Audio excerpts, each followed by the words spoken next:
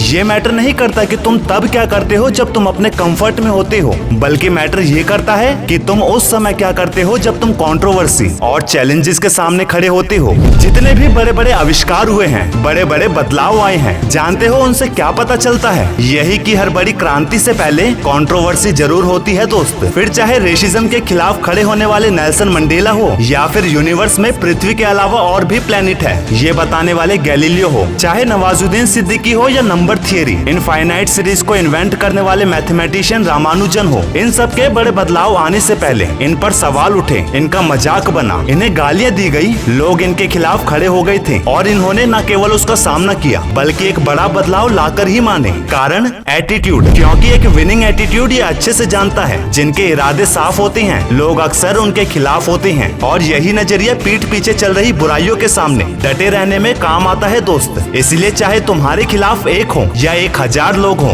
बस इतना याद रखना, बुराई इसलिए होती है क्योंकि तुम्हारे ओपिनियन उन सभी भीड़ के एक जैसे ओपिनियन से अलग हैं। लास्ट में कौन सही है और कौन गलत है ये तो काम को अंजाम देने के बाद पता चल ही जाता है। बस जरूरत इतनी है कि तुम अंत तक डटे रहो, वरना दोस्त कितने ही लोग ऐसे रहे जिनका नाम उनके महान काम से अमर हो सकता था, लेकिन लोगों की बातों के डर से आज वही नाम गुमनामी में कहीं दबे रह गए। 2007 में पुतले उसके भी जले जिसको आज वही पुतले जलाने वाले सोशल मीडिया पर कोल कैप्टन के नाम से उसका स्टेटस पोस्ट करते हैं। सच ये है दोस्त कि दुनिया झुकती है, लेकिन उससे पहले वो अकड़ती है, जिसके आगे तुम्हें नहीं झुकना चाहिए। जिस काम को तुम करना चाहते हो, जिसे तुम कर रहे हो, उसकी कीमत सिर्फ तुम जानते हो। अगर उस काम के प्रति तुम्हारे इरादे साफ हैं, तो तुम्हें किसी को भी प्रूफ करने की जरूरत नहीं है। बस उस काम पर आखिरी समय तक टिके रहो, बाकी का काम समय और तुम्हारा हार्डवर्क खुद देख लेगा। वैसे भी बात उन्हीं की होती है जिनमें कोई बात होती है। चाणक्य अक्सर कहा करते थे, लोगों की बुराइयों से जीतने का एक बहुत ही साधारण नियम है, या तो उनकी बातों को पूरी तरह इग्नोर करना सीख लो, या फिर उनकी बातों को इतना सीरियसली ले लो कि वही तुम्हारा सबसे स्ट्रॉन्ग मोटिवेशन बन जाए। फिर वही बातें तुम्हें महान बनाकर छोड़े। पर ये भी याद रहे, कोई तुम्हें तुम्हारी कमियां या गलती बता रहा है तो इसका मतलब ये जरूरी नहीं कि वो तुम्हारी बुराई ही कर रहा है। कमियां बताने में और कमियां गिनाने में फर्क होता है। जिस दिन तुम इस फर्क को पहचानना सीख जाओगे, तुम सही और गलत इंसान को भी पहचानना सीख जाओगे।